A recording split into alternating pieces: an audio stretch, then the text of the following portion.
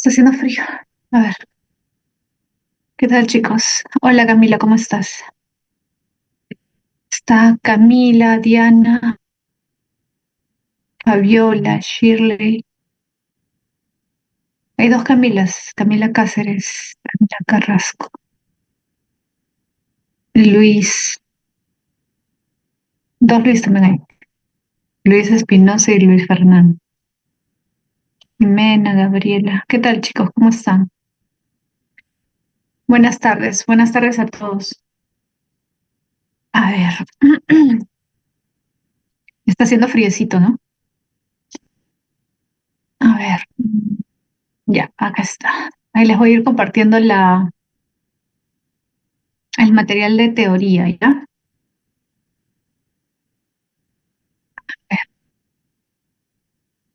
Hola Ángela, ¿cómo estás? Ángela, Daniel, Samira. Ya, ya se está compartiendo. Bien, chicos, a ver, les voy comentando, ¿ya? Nosotros vamos a ver el día de hoy el tema de ética. En realidad vamos a ver dos semanas de ética, ¿ya? El día de hoy vamos a ver las nociones más básicas, vamos a aprender a diferenciar la ética de la moral, ¿no? Vamos a estudiar algunos conceptos también, por ejemplo, el concepto de persona moral, la persona amoral y la persona inmoral, ¿sí? Para ver las diferencias, también los tipos de normas que existen, ¿ya? Y dilemas éticos, esos son los temas que vamos a ver, ¿ya? Y la próxima semana, que vamos a ver la segunda parte de ética, vamos a ver doctrinas éticas, o sea, vamos a estudiar las ideas que tenían, por ejemplo, Sócrates, Aristóteles, Kant acerca de la ética, ¿ya? Entonces, a ver. Hola Dana, ¿cómo estás, Dana? Ariana también, Antonet. Ya, chicos. Hola Giselle, ¿qué tal? Ya. Entonces, vamos a comenzar, ¿ya? Todavía por ahí algunos se están conectando, pero ya estamos la mayoría, creo. Entonces, miren, chicos, la ética, como ustedes ya saben, es una disciplina filosófica, igual que la estética, la nociología, la epistemología, ¿no? Pero la ética es una disciplina filosófica que está relacionada con la vida práctica, o sea, con el día a día, la vida cotidiana, ¿no? Es un ámbito de la filosofía no tan teórico, sino más práctico. Por eso es que a la ética también se le llama filosofía práctica, igual que a la filosofía política, ¿no? Porque son las dos disciplinas filosóficas que están más ligadas, digamos, con lo práctico, ¿no? O sea, su reflexión tiene que ver también con la acción, o sea, cómo actuar, ¿no? Tiene que ver directamente con las decisiones. Entonces, si tú en algún momento lees o escuchas filosofía práctica, se está refiriendo a la ética y a la filosofía política, ¿ya? La ética está relacionada pues con esta evaluación o análisis de ciertas acciones que nosotros calificamos como buenas, malas, correctas, incorrectas, justas, injustas, etcétera. La ética estudia, analiza las acciones en esos términos y también hace un análisis, digamos, conceptual, ¿no? Porque también le interesa analizar estos conceptos. ¿Qué significa bien? ¿Qué significa mal? ¿Qué significa justo? ¿Qué significa ser injusto? Todos estos términos son analizados por la ética. Ahora, uno de los temas que más ha venido en examen de admisión, sí, varias veces ha venido, es más, incluso años seguidos, sí, consecutivos han venido preguntas sobre esta cuestión. ¿Cuál es la diferencia entre ética y moral? ¿Son cosas diferentes? Sí, no son lo mismo. Tú puedes usar los dos términos en tu vida cotidiana como sinónimos, no hay problema, pero si ya entras más al terreno, digamos, conceptual, intelectual, académico, universitario, por ejemplo, algunos de ustedes probablemente va a llevar un curso de ética en la universidad, sobre todo los que llevan carreras relacionadas con la salud, ¿no? Los que estudian medicina tienen un curso en su carrera de ética, también los que estudian enfermería, obstetricia, ¿no? Todos los que están relacionados con ciencia de la salud llevan un curso de ética. Entonces, cuando ya llevas el curso, tú sí tienes que saber diferenciar qué es la ética y la moral, ¿ya? Porque probablemente el profesor te va a mandar lecturas filosóficas sobre esto, ¿no? Entonces, los especialistas no usan siempre los mismos, digamos, en el mismo sentido de ética que moral, son dos cosas diferentes. Entonces, ¿cuál es la diferencia? Repito, sobre esto ha venido varias veces preguntas en examen. Entonces, mira, atento. La moral, digamos que es algo más general, porque tiene que ver con la cultura, la sociedad, la tradición, ¿no? En la que uno ha crecido, ha nacido. O sea, todos tenemos una moral, todos, ¿no? Hasta el delincuente tiene una moral. O sea, el que asalta sabe que lo que está haciendo está mal, o el que delinque en general sabe que lo que está haciendo está mal. No, ¿por qué? Porque a él le han enseñado que hay ciertas cosas que son correctas y ciertas cosas que son incorrectas. Si no supiera eso, no escondería sus acciones incorrectas, obviamente. Entonces, todos aprendemos una moral, todos, ¿ya? Tus papás, tú, tus maestros, los políticos corruptos, todos aprendemos una moral. Esa moral que nosotros aprendemos, la aprendemos básicamente por nuestro entorno, por nuestra sociedad, el lugar donde hemos crecido, donde nos hemos desarrollado. Ahora, claro, alguien podría decir, profesora, pero inicialmente la moral nos la enseñan nuestros padres. Sí, nuestros padres nos enseñan una moral. ¿Por qué? Porque la moral es ese conjunto de principios y valores que aprendemos y que rigen nuestra vida. Acá está, mira, conjunto de principios y valores. Eso es la moral. ¿Todos tenemos una moral? Sí, mal que bien todos tenemos una moral. Ahora, nuestros padres son los primeros en enseñarnos eso, nuestro entorno más cercano, nuestra sociedad, pero también la moral puede ser distinta de una cultura a otra. Es decir, si comparamos, por ejemplo, qué se considera correcto o incorrecto en nuestra cultura con relación a, no sé, pues a personas árabes o personas que profesan el Islam o personas que profesan el budismo o el hinduismo, ya son cosas diferentes. Por ejemplo, culturalmente, en nuestro contexto no está bien visto que una persona esté con muchas personas. O sea, por ejemplo, o que tenga una relación, ¿no? Sentimental, sexual con varias personas. Por ejemplo, la poligamia. En nuestra cultura no está bien visto, no se considera algo bueno. Pero en otras culturas sí es aceptado e incluso es visto como algo normal, ¿no? Que está bien. Entonces, eso es algo cultural. ¿Te das cuenta? Entonces, lo que es correcto e incorrecto también puede variar de acuerdo a la cultura, de acuerdo a cómo, digamos, te han enseñado desde pequeño lo que has aprendido, ¿no? Has absorbido socialmente. Entonces, por eso es que se dice que la moral está muy relacionada con la religión o la cultura, con las tradiciones. Nuestras tradiciones no son las mismas que las tradiciones en Japón, por ejemplo, o en la India, ¿no? Las tradiciones, la religión cambia y por lo tanto las costumbres también cambian. Lo que se considera bueno o malo también cambia. Entonces, por eso es importante tener en cuenta que esa es la moral. La moral la tienen todos. La moral puede variar, sí, porque está determinado por la tradición, la cultura, la religión. Te pongo otro ejemplo. Los judíos, no sé si tú sabes, pero los judíos no comen carne de cerdo. Entonces, para nosotros comer carne de cerdo es normal. Para un judío no es algo aceptable. ¿Por qué? Porque el cerdo es considerado un animal impuro, ¿sí o no? O sea, lo que es correcto para nosotros, para ellos no es correcto, es incorrecto. Entonces, tiene que ver con una serie de creencias culturales también, ¿no? En cambio, la ética, fíjate, es el análisis y fundamentación racional. Por eso es que la ética es una disciplina filosófica, porque la filosofía, recuerda, a pesar de que no es lo mismo que la ciencia, también busca analizar racionalmente. O sea, también busca fundamentar, argumentar. Entonces, la ética es eso, la forma de argumentar, ¿no? Racionalmente conceptos como bueno o malo. Entonces, por eso la ética, por ejemplo, se puede preguntar, ¿qué es el bien o qué es el mal? ¿Por qué decimos que ciertas acciones son malas o que ciertas acciones son buenas? Por ejemplo, ¿por qué la solidaridad es considerada algo bueno? ¿O por qué el egoísmo es considerado malo? ¿De dónde provienen esas reglas, esas normas? ¿Por qué es así? Cuando comienzas ya a analizar, a plantearte el por qué o tratar de dar un por qué, ahí ya estás entrando al terreno de la ética, porque es un análisis racional acerca de estas cosas. Por eso te decía hace un momento, ¿qué te enseñan tus padres? ¿Una ética o una moral? Una moral.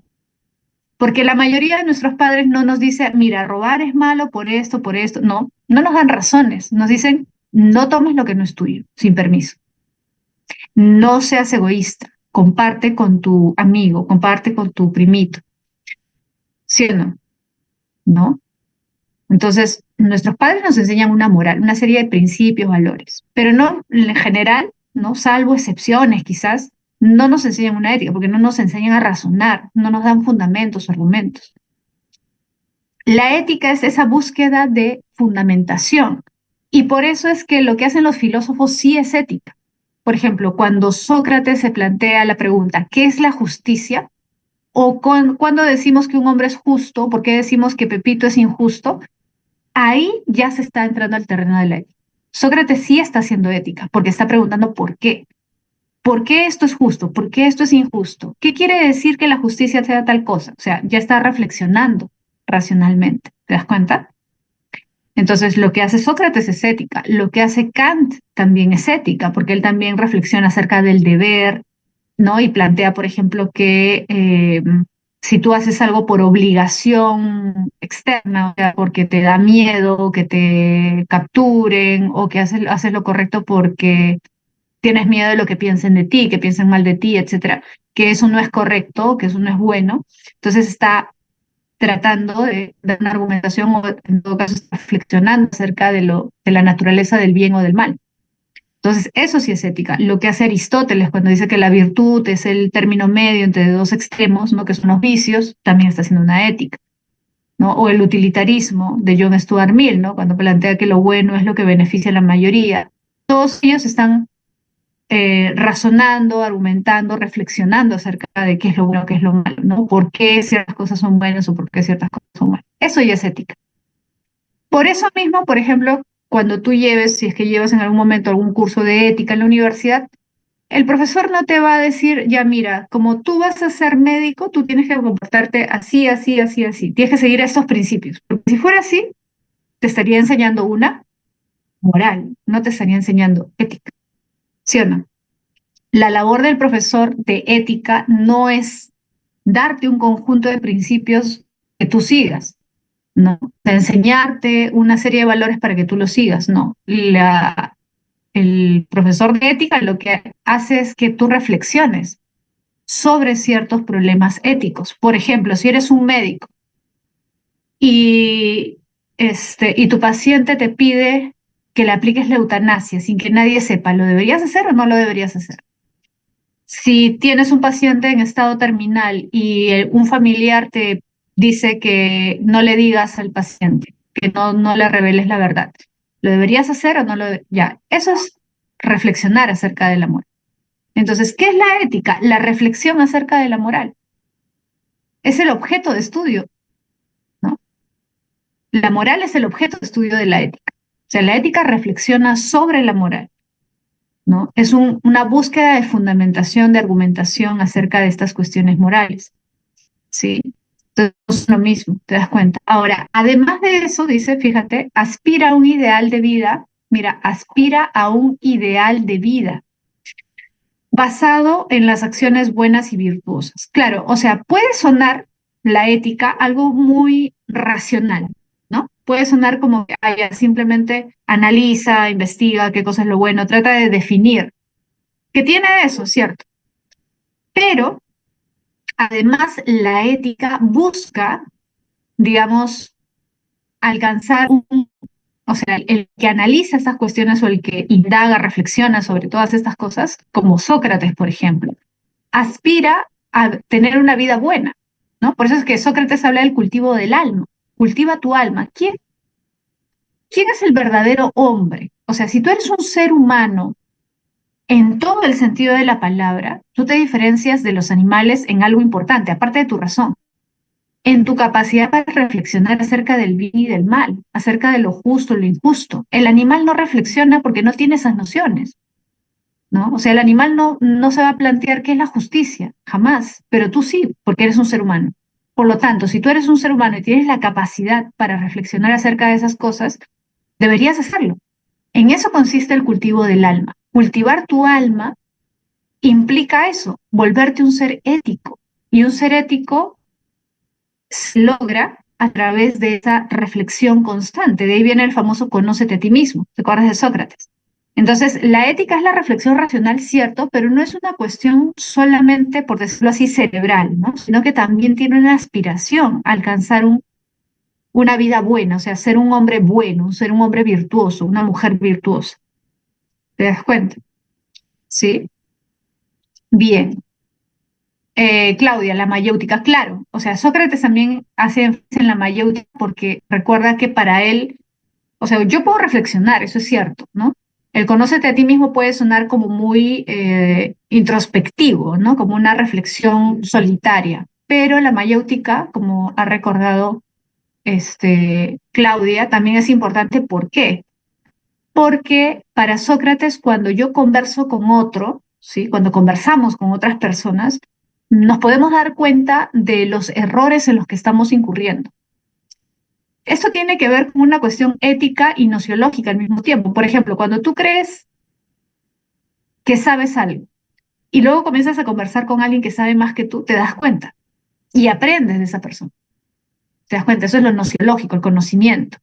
Pero a su vez, tú también cuando conversas con otra persona y quizás no te has percatado de que has cometido algún error, ¿no? En el sentido moral, y la otra persona te hace notar tu error, ¿no? Por ejemplo, no sé, has discutido con tal persona y no sé, le has dicho algo feo. Y esta amigo con el que tú conversas te hace notar eso y te dice, no, pero no debiste haber hecho esto, creo que te equivocaste. Ahí también hay un diálogo y ahí también aprendes algo. O sea, el otro, la otra persona con la que tú dialogas, te puede hacer notar tus errores y por eso es importante el diálogo, porque aprendes, ¿no? Aprendes a distinguir también cuando te estás equivocando y cuando no.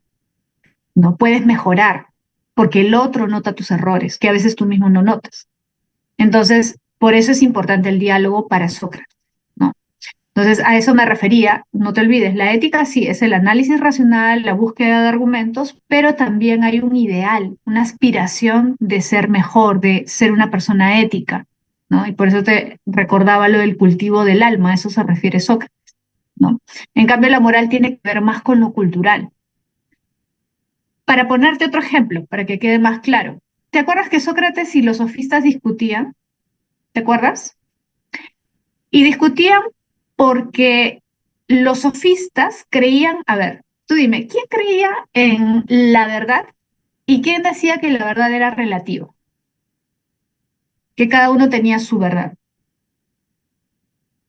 Claro, los sofistas decían que la verdad era relativa, que cada uno tenía su verdad, correcto. Y Sócrates decía que la verdad es universal. Existe la verdad, no mi verdad, tu verdad, ¿no? Correcto. Entonces, a ver, mira, si la moral se relaciona más con la cultura o la religión,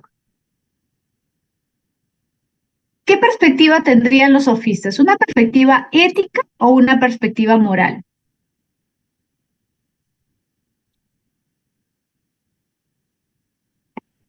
Correcto, chicos, moral. Moral. ¿Por qué? Porque la moral puede cambiar de acuerdo a la cultura, tiene que ver con la tradición, las costumbres. ¿Las costumbres son diferentes de acuerdo a la cultura? Sí. ¿Pueden cambiar? Sí. ¿Los principios también pueden cambiar de alguna forma? Sí. Los sofistas tienen una perspectiva moral, porque ellos creen que todo es relativo.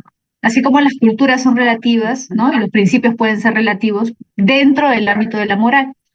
Ahora, ojo, eso no quiere decir que yo tenga una moral y esté de acuerdo con todas las demás morales, no. Por ejemplo, se habla de la moral cristiana. El cristiano cree que su moral es la correcta. Igual como si le preguntaras a un judío y cree que su moral es la correcta. Y no sé, musulmán también cree que su moral es la correcta. O el budista, ¿sí? O sea, ellos individualmente pueden considerar que su moral es la adecuada. Pero cuando tú analizas de manera general las culturas, te das cuenta de que son distintas, ¿no? Distintas morales, que están influidas o sea, distintos principios, que están influidos por la religión, la cultura, las tradiciones. ¿sí? En cambio, en el caso de la ética sería más ligado a Sócrates, ¿sí o no? Porque Sócrates creía, por eso hay un ideal, creía que hay una verdad. Por lo tanto, hay ciertos principios que son verdaderos y que si queremos ser buenos, justos, virtuosos, tenemos que seguir esos principios. Él sí creía en una visión universal de la, digamos, de la moral, ¿no? En cambio, la moral, digamos, tradicional es una moral que acepta hasta cierto punto las diferencias, ¿sí? Eh, Brenda dice, Miss, es porque cada uno tiene un diferente punto de vista con lo que es correcto, se podría decir. Claro, o sea, si tú tienes una perspectiva moral como los sofistas, lo que podrías decir es que cada cultura tiene su propia moral, lo cual es cierto, ¿no? Ahora, desde una perspectiva ética, por ejemplo, Sócrates diría, sí, pues hay distintas culturas que tienen distintas perspectivas, pero eso no quiere decir que no haya o que no debería haber una perspectiva universal, ¿no? Entonces, lo que quería Sócrates era encontrar esos principios para ser justos y buenos. Él creía que sí habían ciertos principios, no era cualquiera, ¿sí? Dana, entonces una persona puede crear su propia moral. Desde cierta perspectiva, sí, ojo, hay que tener cuidado, ¿no? Porque la moral, como dice ahí, está determinada por la cultura y la religión. Entonces, si es así, muchas personas te dirían no, no es posible. ¿Por qué? Porque si está determinado por la cultura y la religión, tú tendrías que crear tu cultura o tu religión para crear tu moral. ¿Se entiende? Sí. Entonces, no escapamos a la moral tradicional, o sea, aunque no querramos, la moral con la que nos han criado nuestros papás desde pequeños ha influido en nuestra forma de ver las cosas, ¿no? Nuestros principios. Pero, te decía depende, ¿no? Porque, por ejemplo, desde la perspectiva de Nietzsche sí sería posible, pero es una excepción, porque Nietzsche habla del superhombre. El superhombre es el que cree, el que puede crear su propia moral, ¿no? Eso sería algo, pues, excepcional, atípico, o sea, no, no es cualquier persona, ¿no? Nietzsche diría que el superhombre sí podría hacerlo, precisamente porque el superhombre no sigue, pues, la tradición, no sigue la moral tradicional, no, y rompe con la religión tradicional también. Jacqueline dice, ¿qué quiere decir que la ética es de carácter de disciplina normativa? Ya, lo que pasa es que la ética, como busca principios universales, porque considera que hay un ideal de vida, o sea, hay una forma como debemos vivir para ser buenos hombres y mujeres, ¿sí? Entonces es normativa porque sigue normas. Por ejemplo, Kant. La ética de Kant es normativa. ¿Por qué? Porque recuerda que Kant dice, nosotros para ser buenos tenemos que actuar de acuerdo al deber. Entonces hay ciertas normas que son como leyes, pero no vienen de afuera, sino de mi misma razón. O sea, como yo soy un ser racional, me doy cuenta de qué está bien y qué está mal. Si yo sigo las leyes que mi razón me impone, soy un hombre bueno. Ahora, ¿qué pasa si no sigo las reglas de mi razón? O sea, lo que mi razón me dice que es correcto o no, sino que lo que yo hago es actuar de acuerdo, no sé, por miedo, ¿no? Yo me porto bien pero para que no me castiguen, porque yo sé que si me porto mal me va a castigar. Ya, entonces no estás actuando de acuerdo al deber, no estás actuando de acuerdo a tu ley racional, a la ley que te da tu razón, la norma, ¿sí? Sino que estás actuando por miedo. Ahí estás actuando condicionadamente, como un animalito, ¿no? Cuando tú quieres que el animalito te haga caso, le das un premio, ¿no? Cuando se porta mal, lo castigas. Ahí ya lo estás condicionando. Esa acción la puedes realizar como un animal, con un animal, perdón, porque el animal no es un ser racional. Pero con un ser humano, para Kant, no deberías hacer eso, porque el ser humano sí tiene la capacidad de darse cuenta cuando algo es bueno o algo es malo, porque su razón le dice que es bueno o que es malo. ¿Te das cuenta? Por eso es normativo. O sea, la ética para Kant se debe guiar por las leyes de la razón, o sea, por la racionalidad que tiene el ser humano, según las normas que le establece su propia razón. ¿Sí? Renata dice, ¿y si la razón de la persona le indica algo contrario a la moral, igual seguiría siendo? Buena pregunta, Renata. Pero ¿sabes qué diría Kant? Que eso es imposible. O sea, la razón no puede indicarte algo. malo o que vaya en contra de la moral, o sea, de la moral en el sentido de lo que es bueno. O sea, para Kant, la razón siempre te va a decir lo que es bueno y lo que es malo. Y te va a decir qué debes hacer y qué no debes hacer. O sea, para Kant es imposible que la razón te dicte algo malo. Ahora, podría ser que sea una persona medio trastornada, ¿no? Que crea que lo que estoy haciendo, ya, podría ser, pero eso ya sería pues un caso excepcional o sería pues una enfermedad. Pero la razón humana para él funciona así, ¿no? O sea, la razón tiene la capacidad para darse cuenta de qué es bueno y qué es malo y actuar acorde a eso. Ujú. Ya. Entonces, a ver, quiero que me digan, ¿se ha entendido la diferencia entre ética y moral? ¿Se ha entendido la diferencia entre ética y moral? La ética es universal, como Kant, pues, ¿no? Hay principios universales que hay que seguir, ¿no? Se guía por el deber, por ejemplo, la idea de deber. En cambio, la moral tiene que ver más con lo cultural, con la tradición, ¿no? Correcto, muy bien. Ya. Entonces, vamos a continuar, ¿ya? A ver, fíjate acá. Vamos a ver cuáles son las características de la persona moral. Ojo, persona moral es casi cualquier persona. Casi todas las personas son morales. Tú eres una persona moral, yo también. Profesora, un ladrón es persona moral, también es persona moral. Un político corrupto es persona moral, también es persona moral. Un asesino, también. Un sicario, también. ¿Sí? ¿Por qué? Porque la persona moral es la que cumple con estas tres características. La persona moral tiene conciencia, libertad y responsabilidad moral. O sea, el delincuente se da cuenta de que está delinquiendo, sí. O sea, ¿tiene la capacidad para distinguir lo bueno de lo malo? Sí. ¿Sabe que está haciendo lo malo? Sí. Ah, ya, entonces tiene conciencia. El asesino que asesina y oculta el cuerpo, ¿es consciente de lo que ha hecho? Sí. ¿Alguien lo obligó a hacerlo? No, decidió hacerlo.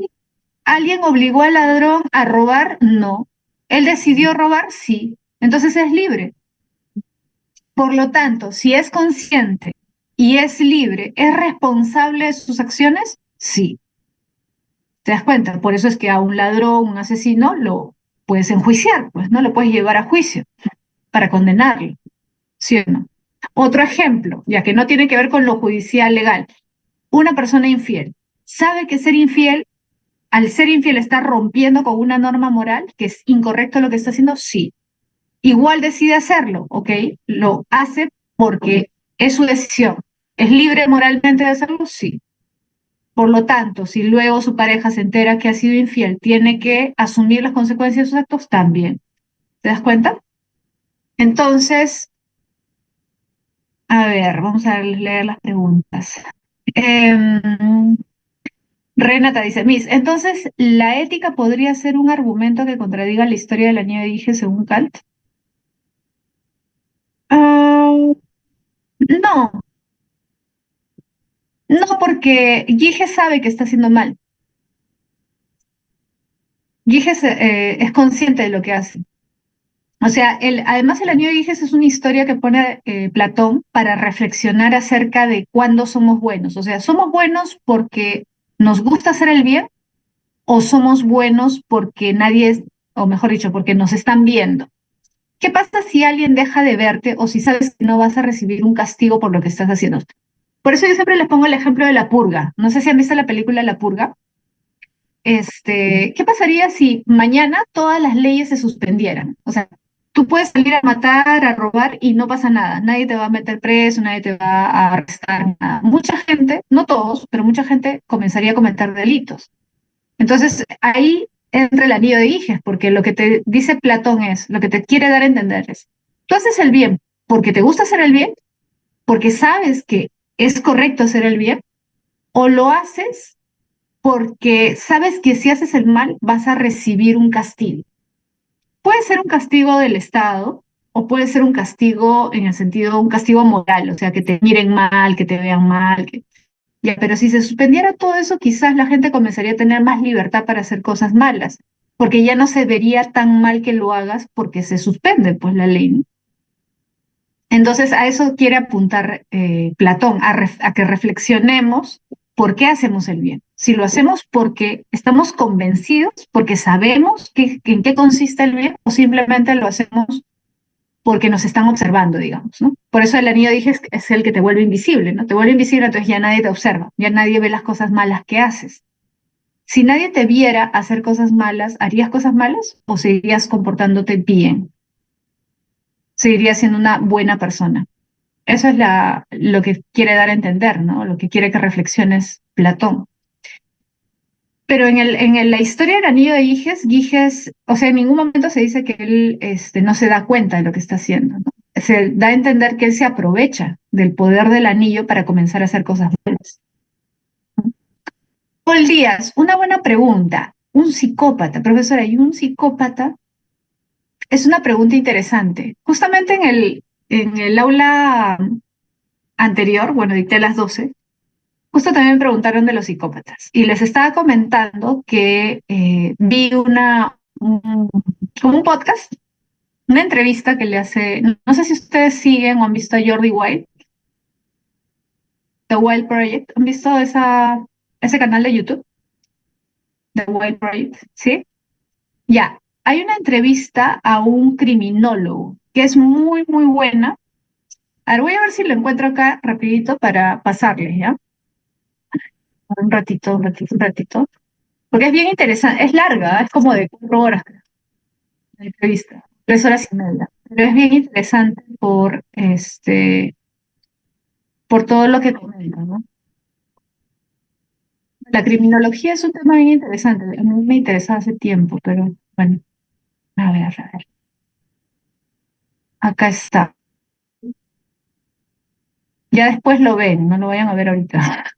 Les voy a compartir el enlace para que lo vean, ¿ya? Sobre los psicópatas. Bueno, te comento rápidamente algunas cosas porque en ese programa en realidad hablan de bastantes cosas, ¿no? Un montón de cosas. Pero te voy a comentar algo sobre los psicópatas que yo no sabía en realidad, ¿no?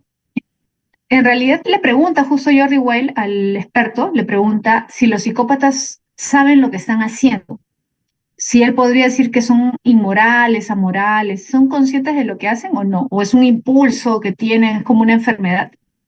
¿Y sabes qué responde él? Dice, no, los psicópatas sí son conscientes de lo que hacen, saben lo que están haciendo.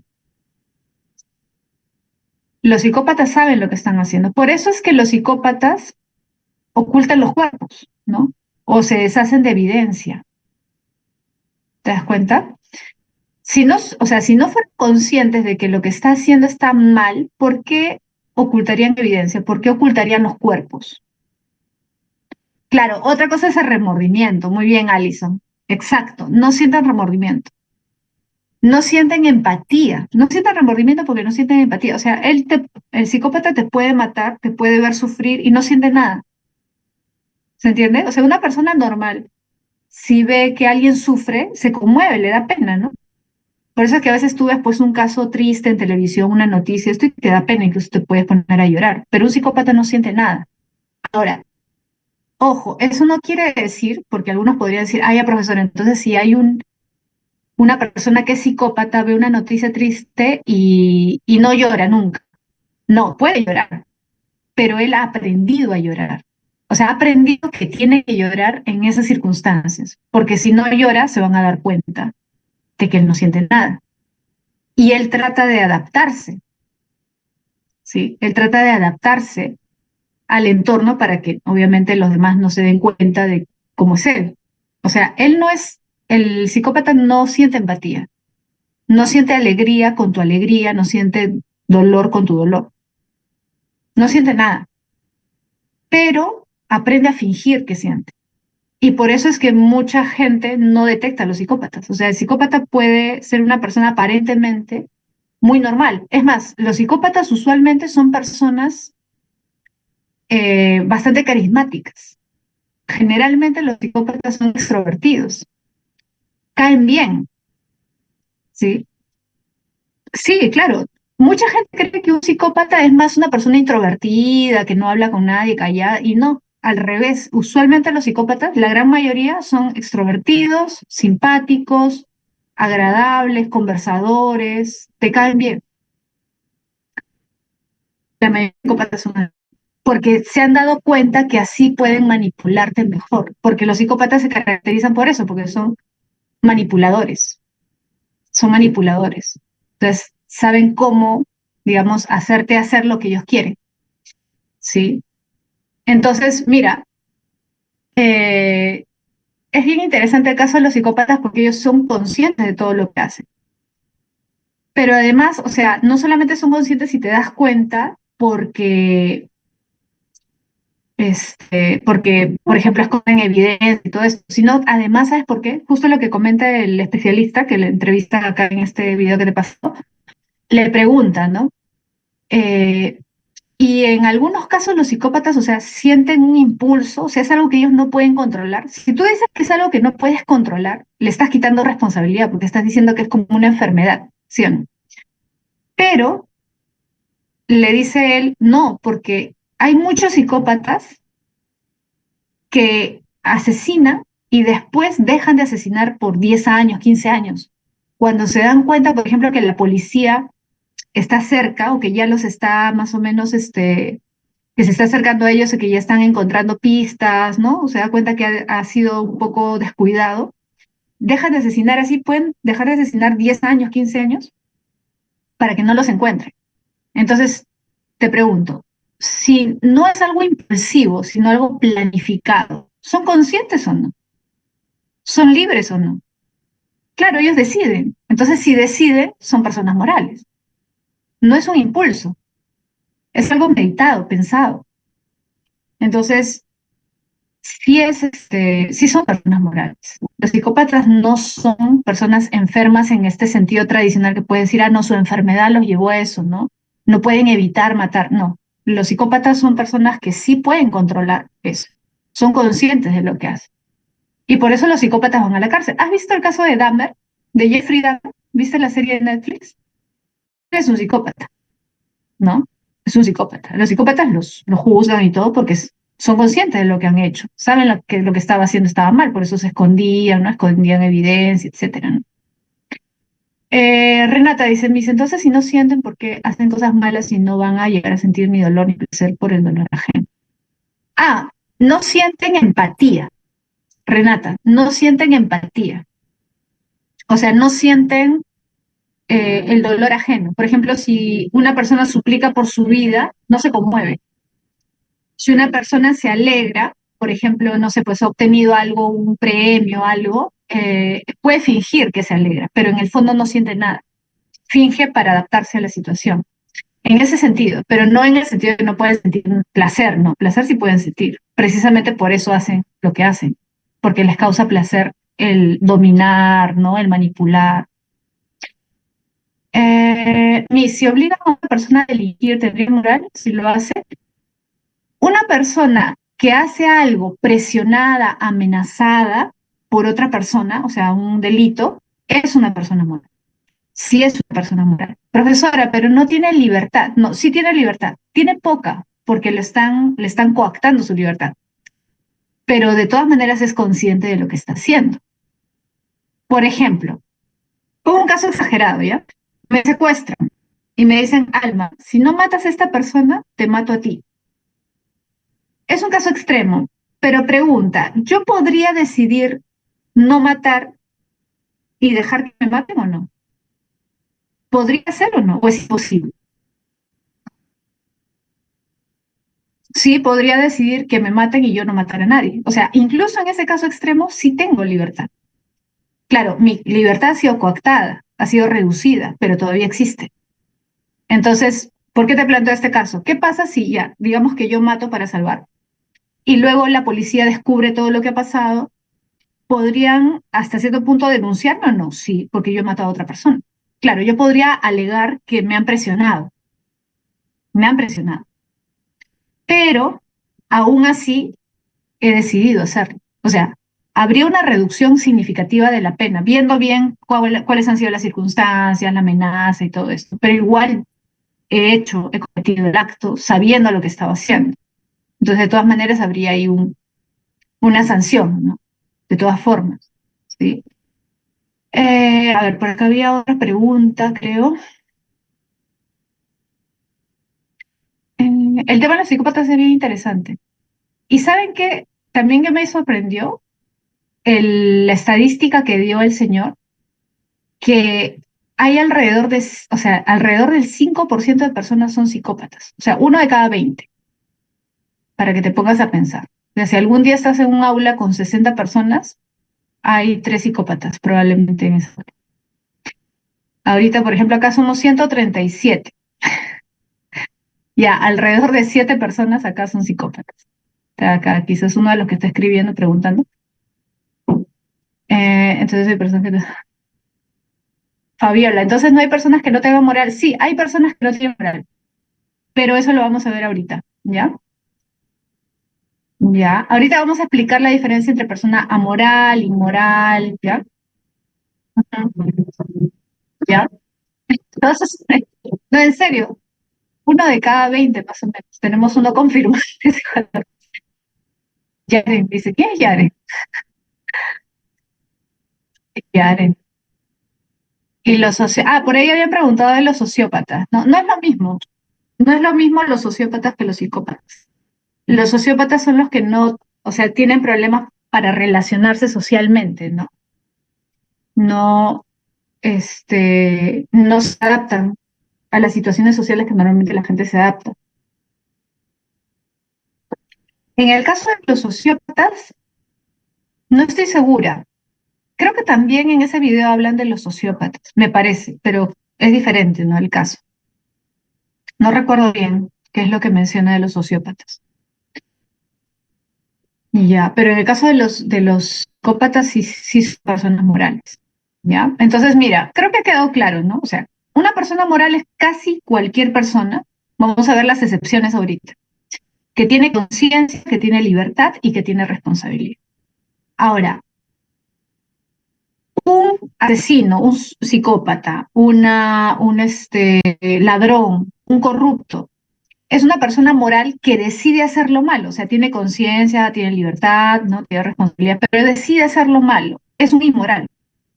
O sea, una persona moral puede ser un inmoral al mismo tiempo, porque la persona moral que decide infringir las normas morales es un inmoral, ¿no? Entonces, fíjate acá vamos a ver la diferencia entre amoral e inmoral. Son cosas diferentes. El amoral, vamos a ponerlo así, es diferente del inmoral. Repito, el inmoral es la persona moral que decide hacer el mal, o sea, transgredir las normas morales. Un corrupto, por ejemplo, un infiel, un asesino, etcétera. ¿Sí? Porque tiene conciencia y libertad, también es responsable de sus actos, por eso lo llevan a juicio, ¿no? Lo pueden meter a la cárcel. Ahora, la persona amoral es la que carece, o sea, no tiene conciencia o libertad moral. Por lo tanto, no puede hacerse responsable de sus acciones. Por ejemplo, ahí está un niño pequeño. Si un niño de 4, 5 años no tiene conciencia moral. Si no sabes distinguir lo bueno de lo malo, ¿cómo te voy a acusar de hacer lo malo? No te puedo acusar de hacer lo malo. O sea, tú no decides hacer lo malo. ¿Sí o no? Por ejemplo, un niño, ustedes deben haber visto estos casos, ¿no? Que son bien comunes. Tienes tu primito, o qué sé yo, o tú cuando has sido niño te llevan a la bodega o al supermercado y agarras por ahí algo. Para nosotros eso es un delito, o sea, tomar algo que no has pagado, ¿no? Pero el niño no lo ve así porque el niño no tiene esa conciencia, pues, del robo, ¿no? O sea, el niño actúa de manera bien simple, ¿no? Toma algo que le llama la atención, pero no lo está haciendo porque quiera robar. Entonces, él carece de conciencia moral porque no sabe distinguir en ese caso qué es lo bueno y qué es lo malo. Por lo tanto, él no está decidiendo robar y por lo tanto no es responsable de sus acciones. ¿Sí o no? Ese es el caso de los niños, ¿no? Giselle, ¿un psicópata nace o se hace? Ya, la respuesta está en ese video. Le preguntan eso al especialista. Le preguntan eso. Te lo resumo, es fácil la respuesta. Eh, Como casi todo, también te deben haber comentado tus profesores de biología, hay un componente genético y hay un componente ambiental.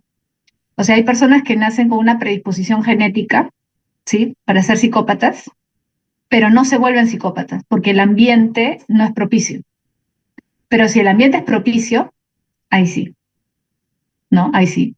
¿Cómo el ambiente sería propicio? Por ejemplo, si tú tienes ese gen, esa tendencia, pero digamos, ¿no? Ya, si tus papás son personas que se dan cuenta por ahí, ¿no? De que quizás tú no eres una persona, un niño muy empático, y comienzan a educarte y te dicen, no, mira, no debes hacer esto, no jales a tu primito porque le duele, mira, no golpees esto, te educan desde pequeño para que seas más empático, entonces te crean una conciencia moral y todo esto, no vas a desarrollar la psicopatía. Pero si el ambiente en el que vives, en el que creces, es más bien de violencia, de falta de empatía, ¿te das cuenta? De falta de amor, ahí sí desarrollas la psicopatía. Entonces tienen que estar los dos factores. Uno solo no, tienen que estar los dos factores, ¿no? Sí. Y ahí surge otro debate, ¿no? Que es interesante, que también tiene que ver con la ética. ¿Qué pasa si tú tienes la mala suerte de tener predisposición genética y encima el ambiente donde creces es malo? ¿Qué tan responsable eres de lo que te conviertes? Alguien podría decir eso, ¿no? Pero ¿qué tan responsable es una persona que nació con esa predisposición y encima creció en un ambiente violento o sin cariño, qué sé yo, ¿no? ¿Se puede detectar en la niñez? Sí. ¿Se pueden detectar rasgos psicopáticos en la niñez? Sí. Sí se puede. Por lo que dice este especialista, sí se puede, sí. Por eso incluso hay papás que se dan cuenta de algunos rasgos del niño que no son, ¿no? Que son muy rebeldes o que sobre todo que no sienten empatía con el sufrimiento ajeno. Entonces ahí buscan a veces psicólogos y los psicólogos les hacen test, ¿no? Los observan, ¿no? Y ahí se dan cuenta. Un test así específico no hay, creo, pero sí pueden, o sea, en varias sesiones ir viendo los rasgos que tienen. ¿Mm? Bueno, pero es un tema fascinante, ¿no?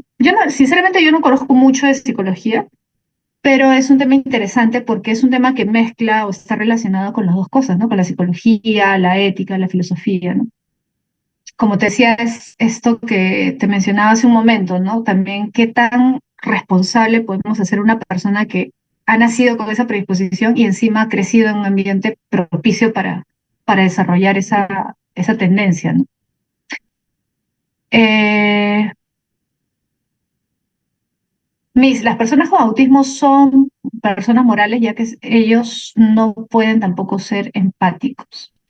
Las personas con autismo sí son personas morales, o sea, claro, tienen un problema de empatía, es cierto, igual que los psicópatas tienen problemas de empatía, pero eh, no es la misma situación porque en el caso del psicópata, él siente placer al dominarte, le gusta manipularte y es consciente de que te está manipulando, ¿no? En cambio, el autista es más como que se repliega sobre sí mismo, ¿no? O sea, no establece una relación de dominación. Los psicópatas sí establecen relaciones de dominación, o sea, te manipulan, ¿no? Te tratan de manejar, ¿no? Los autistas no. Sí es cierto que hay un problema de empatía, pero, digamos, también depende del grado de autismo, ¿no? Los autistas sí pueden llegar a darse cuenta de lo que están haciendo, o sea, de lo que está pasando, o sea, pueden desarrollar conciencia moral y todo. Ya. Entonces, a ver, aparte de los niños pequeños, ¿quiénes más podrían ser amorales? Personas con enfermedades mentales o trastornos mentales severos. Ojo, no todos los trastornos mentales, ¿sabes? Porque hay distintos tipos de trastornos. Por ejemplo, un trastorno que es muy común y probablemente todos ustedes conozcan al menos una persona, si no es cercana, o sea, familia, un vecino o alguien, no sé si se han dado cuenta, este, son los esquizofrénicos. Hay personas que mientras les dan su medicación están controladas, normal. Pero hay personas, y cuando están con su medicación a veces como que tiemblan. No sé si han visto alguna persona así, que tiemblan sus manos, ¿no? pero los mantienen controlados. Hay personas que necesitan medicación cuando están en crisis nada más, ¿no?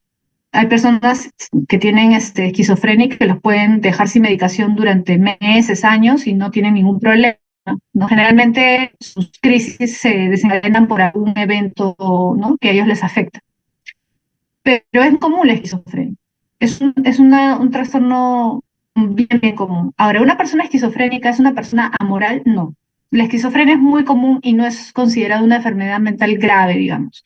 Ahora, ya cuando se pueden, hay casos, ¿no?, que se mezclan, por ejemplo, este, con otro tipo de trastornos, ahí sí puede ser, ¿no? Por ejemplo, cuando los esquizofrénicos también tienen paranoia y sienten que los están vigilando o esto y pueden ser agresivos, ¿no? Hay algunos que son muy agresivos.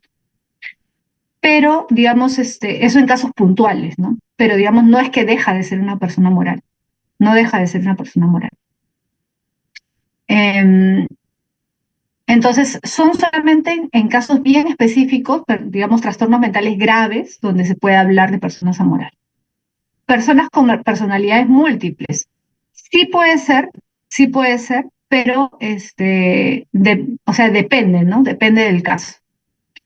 En general sí, pero son casos bien raros las personas con personalidades múltiples. No es algo tan común. O sea, actualmente se habla bastante de eso, ¿no? De las personalidades, pero no es algo tan común. O sea, digamos, ¿no?, del 100% de personas con enfermedades mentales, personas con esa enfermedad será pues el 1%. O sea, es poco. En cambio, por ejemplo, esquizofrénicos, del 100% de enfermedades mentales, o sea, de enfermos mentales, mejor dicho, o de personas con trastornos mentales, esquizofrénicos pues serán, pues, no sé, 70%, ¿no? O sea, es un montón, ¿no? Entonces son casos bien, bien específicos. Ahora, niños pequeños, personas con trastornos mentales graves, también, ese es un caso, son casos raros también, ¿no? Pero puede darse. Hace años ocurrió esto, ¿no? Te voy a contar el caso para que más o menos lo entiendas. Un señor de 48 años más o menos asesinó a su esposa y a sus hijos. En una noche así los mató. Pero lo extraño del caso es que todos los que conocían al señor se sorprendieron porque el señor siempre había mostrado que quería a su esposa, quería a sus hijos, nunca había golpeado a su esposa, nunca había golpeado a sus hijos, era un buen padre, era alguien responsable, los amigos, la gente que lo conocía sabía que era una persona respetuosa, pero no había duda de que él los había matado. O sea, la policía lo había encontrado a él lleno de sangre y todo en la escena, con todos muertos. Entonces, no había duda de que él era el asesino, pero él no recordaba haberlos asesinado. O sea, él no sabía qué había pasado. Entonces, el abogado que lo defiende se dio cuenta de algo. Este señor, años atrás, había sido boxeador. Entonces, el abogado astuto se dio cuenta de que podía ser, pues, algún daño que había recibido, ¿no? El tiempo que había estado luchando como boxeador, ¿no? Entonces solicitó que le hicieran una serie de exámenes, ¿no?, cerebrales para ver si había algún daño cerebral y que los médicos analizaran los resultados y todo esto, ¿no?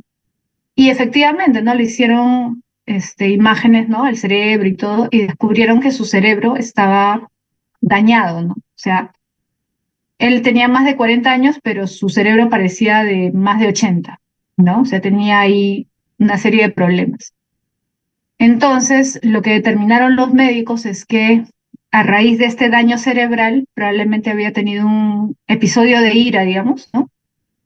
Y él no sabía, o sea, no se acordaba de nada, o sea, había perdido la noción de todo lo que estaba pasando en ese momento. Entonces, a raíz de este acceso de ira por este daño, había matado a su familia, pero él no recordaba nada. Entonces, como lograron demostrar eso, lo absolvieron, ¿no? ¿Pero por qué? Porque ahí está, ¿no? Él no decidió hacerlo. Él no fue consciente de lo que estaba haciendo. Y por lo tanto, no se le puede achacar una responsabilidad, porque no lo decidió, ¿no? Entonces, es un caso raro, pero hay ese tipo de casos. En ese caso también se le puede considerar una persona moral por esa por decirlo así, esa enfermedad o esa condición que tiene por el daño, ¿no?, que ha sufrido. Lo mismo pasa con las personas con Alzheimer. El Alzheimer también implica un daño cerebral, me parece, pero, o sea, un envejecimiento de las células cerebrales, ¿no? Pero creo que no es lo mismo, porque también depende de los lugares donde esté dañado el cerebro. O sea, no siempre un daño cerebral implica una pérdida de conciencia, puede implicar otras cosas, ¿no? O sea, puede haber daño cerebral que ocasione diferentes cosas, ¿no? Pérdida de movilidad, pérdida de memoria, pérdida de estabilidad, pérdida de varias cosas. Depende del tipo de daño. Luciana dice, me hizo una pregunta que sufre un ataque, una persona que sufre un ataque cardíaco mientras maneja y atropella a alguien, ¿qué sería?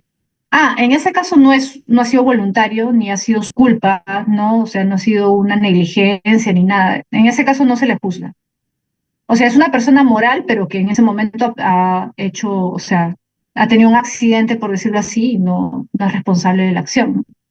Sigue siendo una persona moral, pero en ese caso específico no se le puede juzgar, ¿no? Entonces los amorales no son castigados al transgredir la ley. Sí, los amorales no pueden ser castigados. Por ejemplo, un niño pequeño, a un niño no lo puede procesar, una persona como este señor que no tenía noción de lo que estaba haciendo tampoco se le puede juzgar. A una persona con un trastorno mental grave, por ejemplo, un caso no típico de persona con trastorno mental grave serían pues estas personas que andan en las calles desnudas. Creo que ya no se ve tanto, pero antes se veía bastante. No sé si te acuerdas o has visto.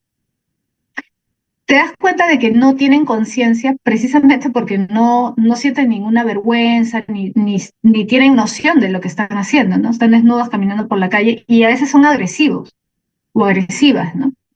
Entonces, tú no podrías, pues, imagínate si esa persona por alguna razón se te cruza y te golpea, tú no le puedes responder. O sea, podrías responderle, pero me refiero a que no puedes denunciarlo en la comisaría porque la persona ha actuado así, pues, por ese condicionamiento, esa enfermedad que tiene, ¿no?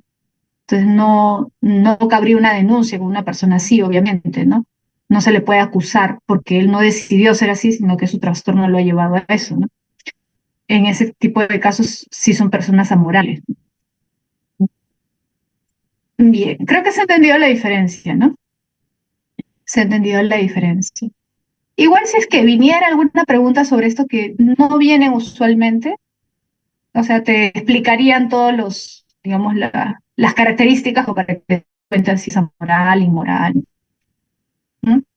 A ver, vamos a pasar a tipos de normas, ¿ya?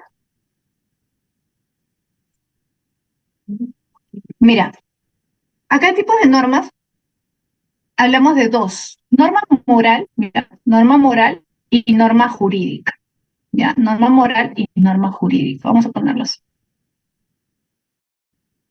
Ya, la norma moral, fíjate, es el mandato que yo realizo por convicción, ¿no?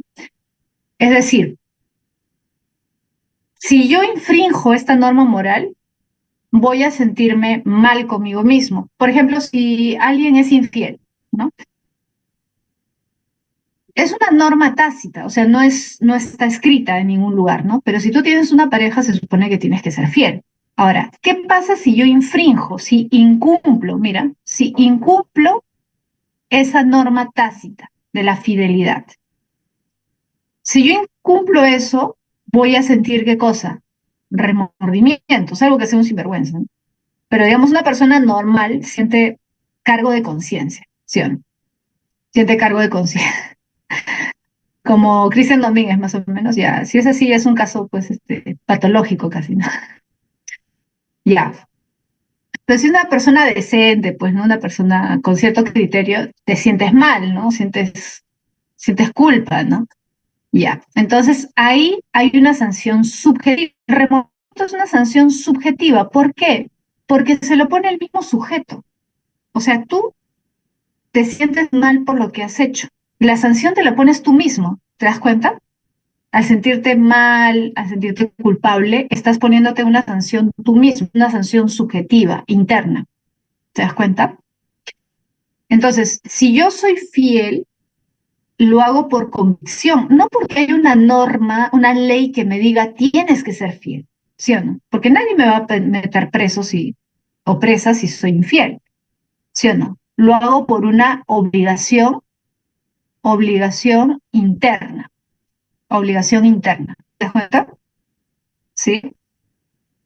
En cambio, Vilches nos representa. ¿Quién es Vilches? ¿Carlos Vilches o hay un Vilches acá? Ah, ya, Carlos Vilches.